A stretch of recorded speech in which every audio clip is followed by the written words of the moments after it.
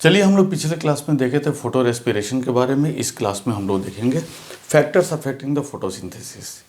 कौन कौन से फैक्टर हैं जो फोटोसिंथेसिस को अफेक्ट करते हैं। तो इस पूरे फैक्टर्स को हम दो कैटेगरी में बांटते हैं। एक इंटरनल फैक्टर, दूसरा एक्सटर्नल फैक्टर। इंटरनल फैक्टर कौन होंगे? जो प्लांट बॉडी के अंदर वो सारे फैक्टर्स मौजूद होंगे और वो जो अफेक्ट करेंगे उनको कहेंगे इंटरनल फैक्टर। एक्सटर्नल फैक्टर जो outside the plant body environment में होंगे उनको हम लोग कहेंगे एक्सटर्नल फैक्टर। अब हम लोग देखें कौन कौन से इंटरनल फैक्टर हैं जो फोटोसिंथेसिस को अफेक्ट करते हैं। Number, size, age and orientation of leaves, mesophyll cell and chloroplast. अब आप समझ लें, सपोज कीजिए किसी प्लांट में दो प्लांट हैं, किसी प्लांट में नंबर्स ऑफ लीव्स ज़्यादा हैं, किसी में नंबर्स ऑफ लीव्स कम है। ऑब्वियस सा बात है, जिसमें नंबर ऑफ लीव्स ज़्यादा होंगे उसमें रेट ऑफ फोटोसिंथेसिस उस प्लांट का ज़्यादा होगा। दूसरा, आप एज की बात करें, जैसे जैसे उस लीव्स का एजिंग ज़्यादा होता जाएगा वैसे एक सर्टेन पीरियड के बाद, सपोज कीजिए बहुत ओल्ड लीव्स हैं तो उनका रेट ऑफ फोटोसिंथेसिस घट जाएगा। आपको पता भी होगा कि after some periods some plants shed their leaves, वो अपने लीव्स को हटा देते हैं, रिप्लेस करते रहते हैं, क्योंकि उनको नया लीव्स चाहिए भाई। नंबर्स ऑफ लीव्स के साथ साथ उनको उसका एज पर भी फोटोसिंथेसिस का रेट डिपेंड करता है। ओरिएंटेशन की बात करें, ओरिएंटेशन का मतलब होता है स्पेस में उसका अरेंजमेंट। ओरिएंटेशन ऑफ लीव्स भी मायने रखता है। लीव्स का ओरिएंटेशन इस तरीके से होना चाहिए, या प्लांट रखते भी हैं, जिससे कि उस लीव्स के ऊपर जो सनलाइट पड़े वो परपेंडिकुलर पड़े, मैक्सिमम परपेंडिकुलर पड़े, ताकि ज़्यादा से ज़्यादा सनलाइट एक पार्टिकुलर यूनिट एरिया में पड़ सके। ज़्यादा से ज़्यादा सनलाइट पड़ेंगे यानी इंटेंसिटी ऑफ लाइट ज़्यादा होगी, रेट ऑफ फोटोसिंथेसिस ज़्यादा होगा। क्लियर है? दूसरा बात, इंटरनल CO2 कॉन्सेंट्रेशन की बात करें हम, प्लांट बॉडी के अंदर CO2 का कॉन्सेंट्रेशन ज़्यादा होगा, रेट ऑफ फोटोसिंथेसिस ज़्यादा होगा। हम लोग पहले भी जानते हैं रुबिस्को एंजाइम जो है CO2 से ज़्यादा जुड़ना चाहता है, और जितना ज़्यादा कॉन्सेंट्रेशन होगा CO2 का उससे वो ज़्यादा जुड़ेगा। रुबिस्को एंजाइम की पिछले ही क्लास में हम लोगों ने देखा था कि इसके दो मतलब नेचर होता है। एक तो CO2 से भी जुड़ता है, दूसरा ऑक्सीजन से भी जुड़ता है। तो CO2 का क्वांटिटी जितना ज़्यादा होगा CO2 से उतना ज़्यादा जुड़ेगा, और ये रेट ऑफ फोटोसिंथेसिस, या कहें कि वो डार्क साइड ऑफ फोटोसिंथेसिस का पार्ट ज़्यादा होगा, यानी शुगर का फॉर्मेशन ज़्यादा होगा, यील्ड ज़्यादा मिलेगा, बायोमास ज़्यादा क्रिएट होगा। समझ रहे हैं बात को? दूसरा बात हम लोग देखें, अमाउंट ऑफ क्लोरोफिल। उस प्लांट बॉडी के अंदर में जितना ज़्यादा क्लोरोफिल के अमाउंट होगा उतना ज़्यादा फोटोसिंथेसिस होगा, क्योंकि क्लोरोफिल मेजर फैक्टर है फोटोसिंथेसिस के लिए। एक्सटर्नल फैक्टर की बात करें तो इन्वायरमेंट में सनलाइट, मतलब जहाँ वो प्लांट ग्रो किया है वहाँ ऑन एंड एवरेज सनलाइट कैसा पड़ता है, उस इन्वायरमेंट में CO2 का कॉन्सेंट्रेशन क्या है, उस इन्वायरमेंट का टेम्परेचर क्या है, और वहाँ सॉइल में वाटर का क्वांटिटी क्या है। ये एक्सटर्नल फैक्टर्स हुए। ठीक है, इनको हम लोग एक एक करके बाद में डील करते जाएंगे।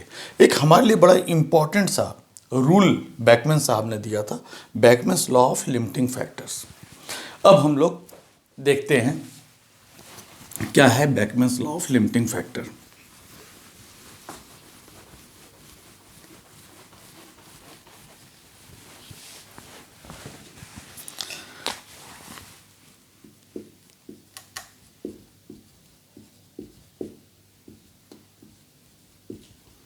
Law of limiting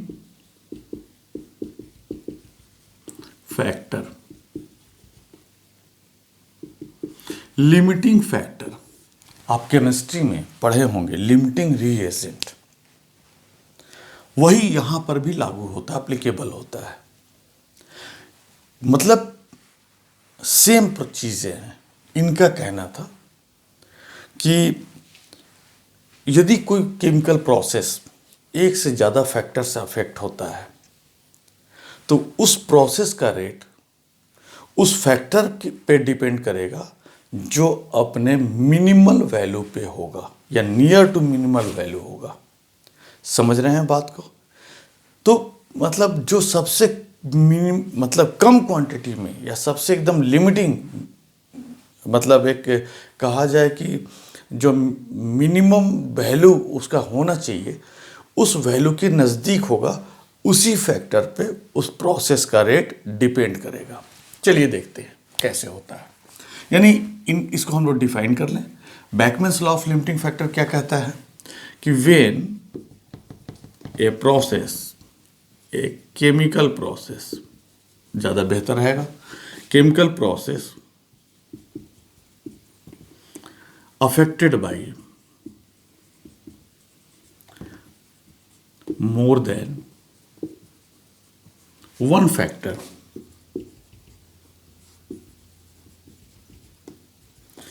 then the rate of that process will depend upon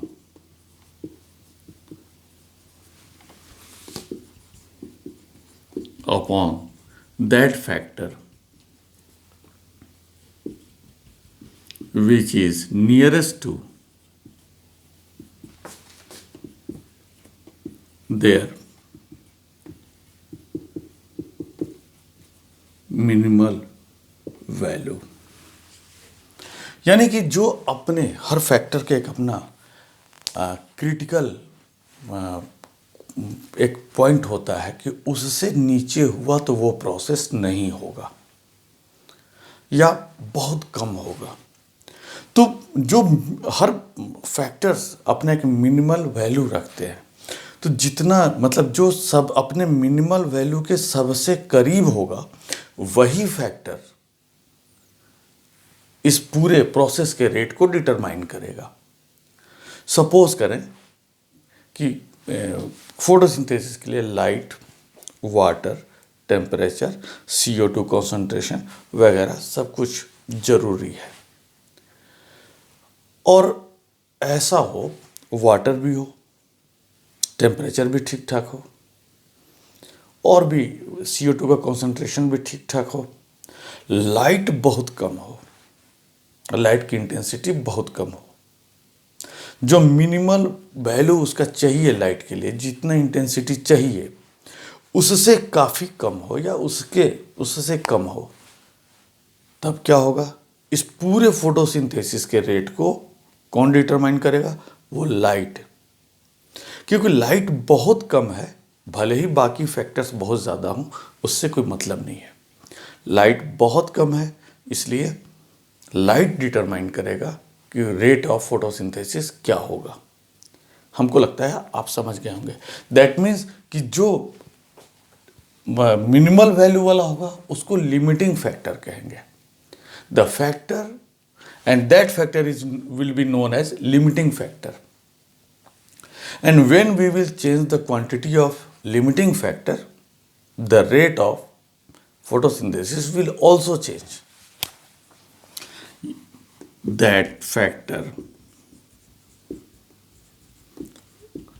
will be called limiting factor,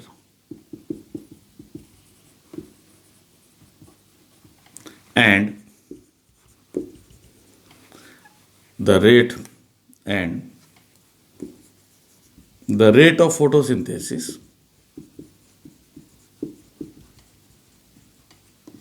will depend upon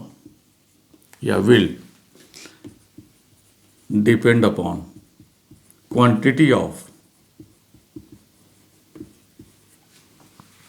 limiting factor.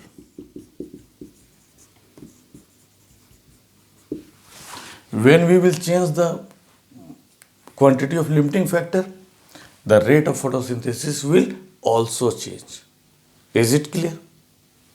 चलिए, दैट मीन्स चलिए लिख ही लेते हैं इसको। When we will change the quantity of limiting factor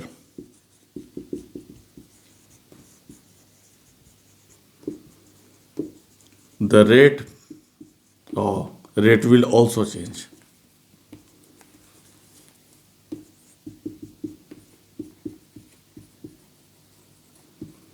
rate भी change हो जाएगा। हमें लगता है कि आप इस बात को समझ गए होंगे, यहां तक में तो कोई दिक्कत नहीं होनी चाहिए। अब आते हैं हम लोग एक्सटर्नल फैक्टर्स पे। पहला हम लोग देखें एक्सटर्नल फैक्टर क्या है। आप देख लें, यदि आप लिखना चाहें तो लिख लीजिए।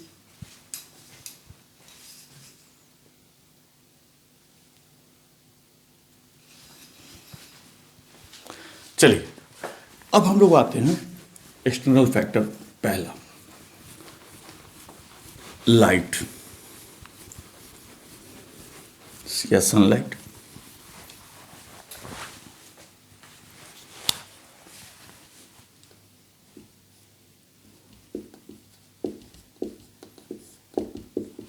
लाइट पे आते हैं तो देखिए, लाइट को भी हम लोग एक्सटर्नल फैक्टर, एक इम्पॉर्टेंट फैक्टर तो है लाइट, लेकिन लाइट को भी हम लोग कैटेगराइज कर सकते हैं, हम लोग डिफ्रेंशिएट कर सकते हैं। इसके भी कई फैक्टर्स हो सकते हैं।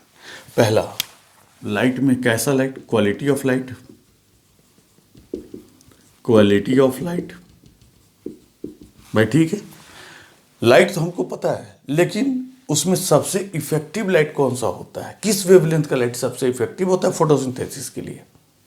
सपोज कीजिए कोई हम लाइट लें और उसके अंदर में जो इफेक्टिव वेवलेंथ वाले लाइट हैं, जैसे ब्लू और रेड रीजन के लाइट, जो फोटोसिंथेसिस में बड़ा अहम रोल अदा करते हैं, तो यदि वही वेवलेंथ का लाइट यदि ना हो तो रियली मतलब फोटोसिंथेसिस का तो रेट कम हो जाएगा। यानी हम लोग कह सकते हैं कि एक क्वालिटी ऑफ लाइट जो फोटोसिंथेसिस के लिए चाहिए वो मिलना चाहिए। मतलब सबसे ज़्यादा इफिशिएंट कौन सा वेवलेंथ रीजन है, तो हम लोग कह सकते हैं कि red and blue region is much more important than other reason of light.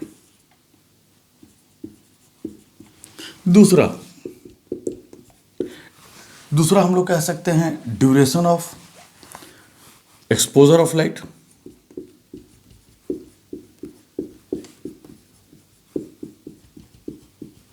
Exposure of light, आप ऐसे देखिए, यदि किसी प्लांट को आप कोई 1 घंटे के लिए आप लाइट देते हैं, किसी प्लांट को आप 2 घंटे के लिए लाइट देते हो, ऑब्वियस सा रीज़न है कि जिसमें ज़्यादा समय तक लाइट पड़ेगा उसका फोटोसिंथेसिस का रेट ज़्यादा होगा, ज़्यादा क्वांटिटी में फोटोसिंथेसिस होगा, ज़्यादा बायोमास का फॉर्मेशन होगा। तीसरा बात, intensity of light. Intensity of light, light का इंटेंसिटी पे भी डिपेंड करता है। हालांकि इस बात को हम लोग ऐसे समझ सकते हैं, यदि बहुत लो इंटेंसिटी का लाइट यदि हमको मिल रहा है, बहुत ही धुंधला सा लाइट मिल रहा है प्लांट के लिए, तो उस समय इंटेंसिटी ऑफ लाइट पे रेट ऑफ फोटोसिंथेसिस डिपेंड करता है।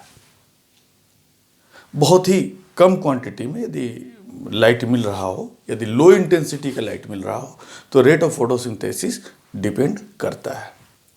लेकिन थोड़ा सा भी ठीक ठाक इंटेंसिटी का लाइट मिल रहा है तो फिर फोटोसिंथेसिस का रेट लाइट पे डिपेंड नहीं करता।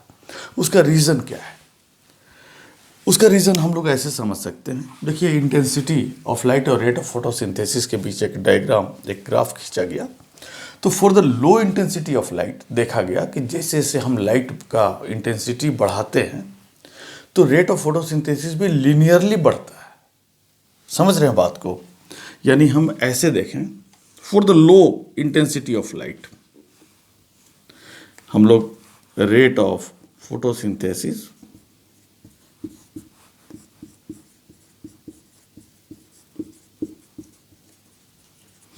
और इंटेंसिटी ऑफ लाइट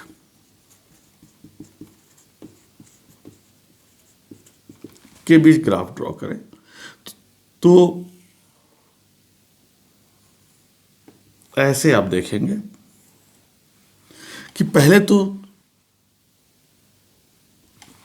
शुरू के जो कम इंटेंसिटी के लाइट की बात है, तो जैसे जैसे इंटेंसिटी बढ़ाते हैं हम वैसे वैसे रेट ऑफ फोटोसिंथेसिस भी बढ़ता जाता है, लेकिन एक सर्टेन इंटेंसिटी पे जाके ये सेचुरेट हो जाता है और उसके बाद यदि आप इंटेंसिटी बढ़ाते हैं तो रेट ऑफ फोटोसिंथेसिस कोई अफेक्ट नहीं होता। रीज़न क्या है कि अब उससे ज़्यादा उसको नहीं चाहिए, सेचुरेट है। यदि सपोज कीजिए कि आपको भूख लगी है तो एक सर्टेन क्वांटिटी तक ही आप खाना खाएंगे ना। मान लें कि आपकी खाना खाने की कैपेसिटी मतलब कि 4 रोटी है, तो 1 रोटी दिया गया, ठीक है, कुछ भूख मिटा, दूसरा रोटी दिया गया, कुछ और भूख मिटा, तीसरा रोटी, चौथा रोटी तक आपका ठीक ठाक चलेगा भोजन। लेकिन इसके बाद हम 5वां रोटी आपको देना चाहें या 6ठा रोटी आपके सामने रख दें तो फिर आपको उससे कोई लेना देना नहीं है। वही बात यहाँ पर भी होता है कि सेचुरेशन पॉइंट इनका, ये जो इंटेंसिटी का लेवल है ये इनका सेचुरेशन पॉइंट है। इसके बाद आप इंटेंसिटी बढ़ाइएगा कोई फर्क नहीं पड़ता, रेट ऑफ फोटोसिंथेसिस नहीं बढ़ेगा। हालांकि ऐसे कहे तो जो नॉर्मल सनलाइट होता है उसका 10% ही इनके सेचुरेशन पॉइंट के लिए काफ़ी है। तो रेयरली कभी, शायद ही कभी ऐसा होता हो कि रेट ऑफ फोटोसिंथेसिस लाइट पे डिपेंड करता हो नॉर्मल डेज में, है ना। तो ये बातें थी, क्लियर है यहाँ तक? आप देख लीजिए।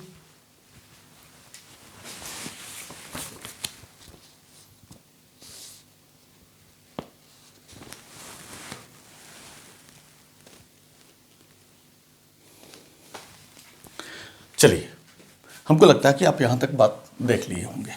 नेक्स्ट हम लोग देखें,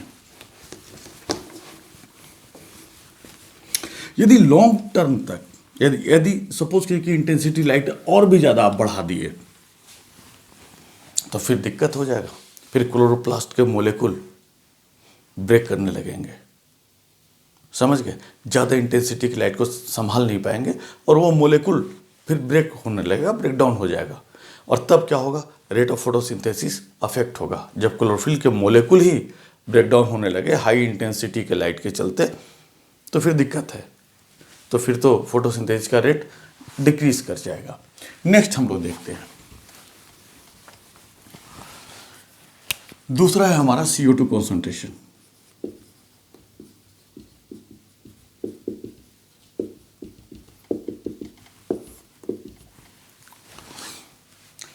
नॉर्मली हम लोग जानते हैं इन्वायरमेंट में 0.03% टू 0.04% के बीच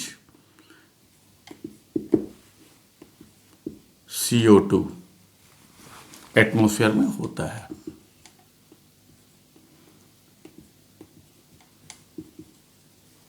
समझ गए? 0.03% का मतलब ppm में यदि आप मेजर कीजिएगा पार्ट पर मिलियन में, तो ये लगभग 300 ppm टू 400 ppm के बराबर होगा। ये होगा 300 ppm के बराबर, ये होगा 400 ppm के बराबर। इन्वायरमेंट में इसी रेंज में वेरी करता है CO2 का कॉन्सेंट्रेशन। यानी ऑन एंड एवरेज हम कहें तो CO2 का कॉन्सेंट्रेशन मतलब 350 के लगभग होता होगा। चलिए, अच्छी बात है। CO2 ppm में पार्ट पर मिलियन की बात कर रहे हैं। नेक्स्ट हम लोग देखें, ऐसे आप CO2 का कॉन्सेंट्रेशन बढ़ाते हैं तो वाकई में रेट ऑफ फोटोसिंथेसिस बढ़ता है और मैक्सिमम कहाँ तक? 0.05% यानी 500 ppm तक आप यदि कॉन्सेंट्रेशन बढ़ाते हैं तो देखा गया है मोर और लेस प्लांट का रेट ऑफ फोटोसिंथेसिस बढ़ता है। लेकिन C3 और C4 plant, C3 and C4 plant के बीच CO2 के कॉन्सेंट्रेशन को लेकर के दोनों का अलग अलग बिहेवियर होता है। यानी C3 and C4 plant, C3 and C4 plant behave differently, या plant have different behavior for CO2 concentration। दोनों का डिफरेंट बिहेवियर है।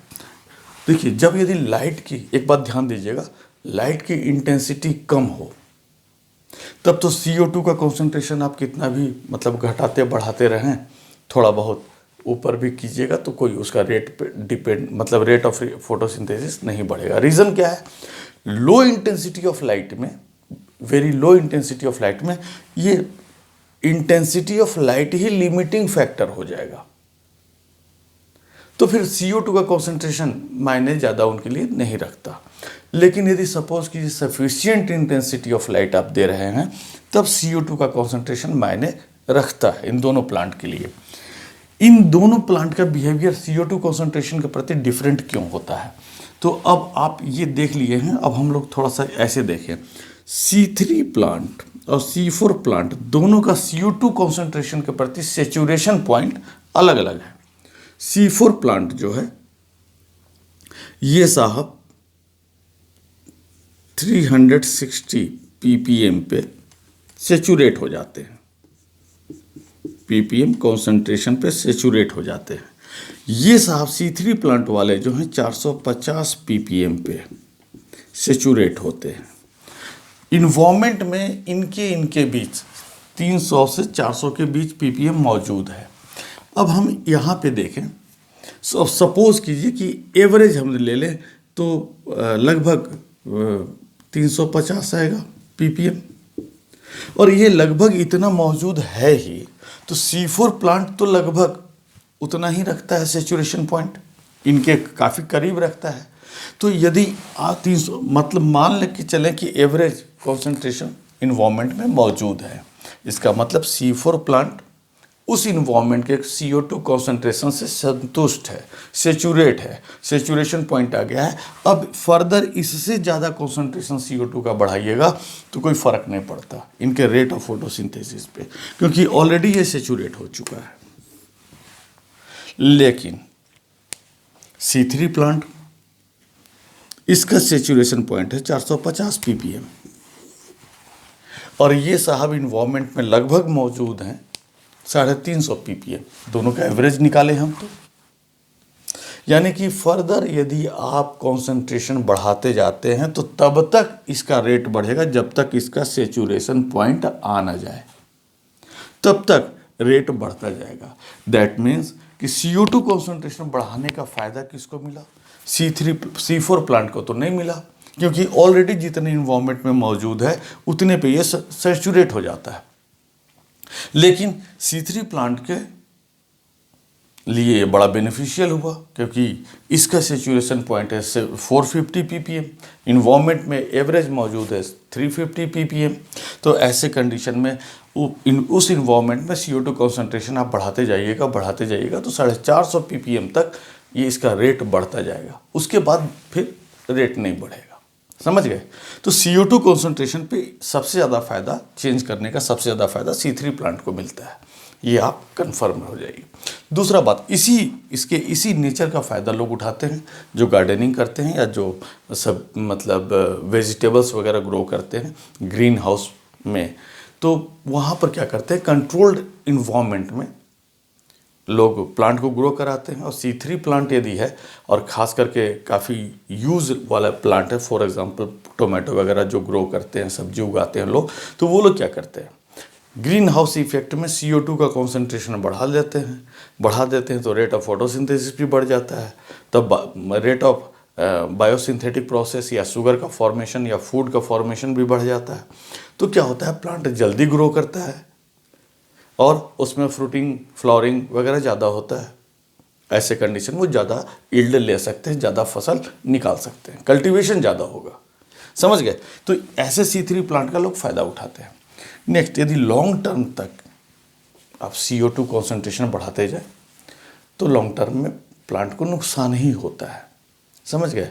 वो बेनिफिशियल नहीं होता है एक सर्टेन लिमिट के बाद। यदि आप 500 ppm से ज़्यादा आप यदि कॉन्सेंट्रेशन बढ़ा देते हैं तो प्लांट के लिए वो लॉन्ग टर्म में वो बेनिफिशियल नहीं होता। लगता तो है कि हाँ बढ़ेगा, लेकिन ऐसा है नहीं लॉन्ग टर्म में, क्योंकि प्लांट का भी एक अपना लिमिट है भाई, उसको भी रेस्पिरेशन करना है, तो उसको भी इन्वायरमेंट से ऑक्सीजन लेना है या फिर एक्सचेंज होना है। तो लॉन्ग टर्म में high concentration, too much high concentration of CO2 will affect the health of plant, है ना। नेक्स्ट हम लोग अब इसके बाद देखते हैं टेम्परेचर। टेम्परेचर किस तरीके से इफेक्ट करता है। तो देखिए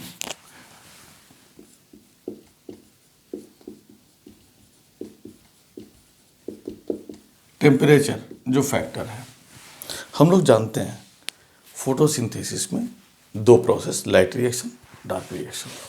लाइट रिएक्शन में लाइट इंपॉर्टेंट होता है, लेकिन उस लाइट रिएक्शन के लिए टेम्परेचर भी एक फैक्टर है, उसको भी एक अपना मिनिमम वैल्यू रखना होगा। उससे नीचे ले जाइएगा तो रेट ऑफ फोटोसिंथेसिस अफेक्ट होगा। डार्क रिएक्शन जो होता है फोटोसिंथेसिस पे डायरेक्ट डिपेंड नहीं करता, वो इंजाइमेटिक रिएक्शन है। और वो इंजाइमेटिक रिएक्शन जो होता है मतलब थर्मली कंट्रोल होता है, थर्मोडायनेमिक कंट्रोल होता है, मतलब उस टेम्परेचर पे डिपेंड करता है। रेट ऑफ मतलब उस टेम्परेचर बढ़ाइएगा तो डार्क रिएक्शन का rate up to a certain limit बढ़ जाएगा, समझ गए। तो ये टेम्परेचर भी मायने रखता है। दूसरा बात, प्लांट के हैबिटेट पे भी मतलब डिपेंड करता है कि प्लांट का नेचर कैसा है, उसका हैबिट मतलब वो कैसे इन्वायरमेंट में ग्रो करता है प्लांट। सपोज कीजिए कि ट्रॉपिकल रीजन में ग्रो करने वाला प्लांट क्या होगा, ज़्यादा टेम्परेचर बियर कर सकता है, और यानी कि उस टेम्परेचर बढ़ाइएगा तो रेट ऑफ फोटोसिंथेसिस बढ़ जाएगा, क्योंकि उसका नेचर ही वैसा है। लेकिन यदि सपोज कि टेम्परेट जोन में, मतलब जो ठंडे प्रदेशों में ग्रो करने वाले प्लांट हैं, वहाँ उन प्लांट्स को यदि ज़्यादा टेम्परेचर दीजिएगा तो उसको सहने की है नहीं, कैपेसिटी है नहीं। तो ऐसे कंडीशन में क्या होगा, रेट ऑफ फोटोसिंथेसिस उसका डाउन हो जाएगा। तो ऐसे हम लोग कह सकते हैं कि ये हैबिटेट ऑफ प्लांट पे भी टेम्परेचर का इफेक्ट पड़ता है कि कैसे इन्वायरमेंट में वो प्लांट ग्रो करता है। सपोज कि इक्वेटर वाले टेम्परेट जोन के प्लांट को क्या चाहिए, ज़्यादा टेम्परेचर चाहिए, तो ज़्यादा टेम्परेचर में ज़्यादा बेहतर ढंग से ग्रो कर सकते हैं। क्लियर है। चलिए हम लोग इस चीज़ को देख लिए। इसके बाद देखते हैं एक और फैक्टर से, लास्ट वाटर।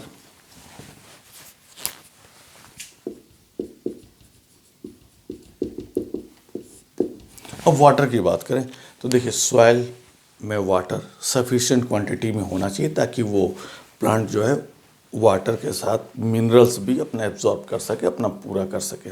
लेकिन फोटोसिंथेसिस का रेट कैसे डिपेंड करेगा, तो देखिए वाटर भी एक इम्पॉर्टेंट फैक्टर्स है फोटोसिंथेसिस में, उसके प्रोसेस में।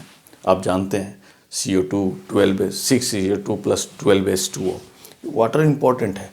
लेकिन प्लांट बॉडी में इतना वाटर सफिशिएंट होता है कि डायरेक्ट फोटोसिंथेसिस का रेट अफेक्ट नहीं होगा, इनडायरेक्ट अफेक्टेड होता है। सपोज कीजिए किसी सॉइल में वाटर का कॉन्सेंट्रेशन, वाटर का क्वांटिटी कम है, तो क्या होगा, रूट जो है एब्जॉर्ब नहीं कर पाएगा तो क्या होगा, प्लांट का जो लीफ है उसमें विल्टिंग हो जाएगा, मतलब सिकुड़ जाएगा।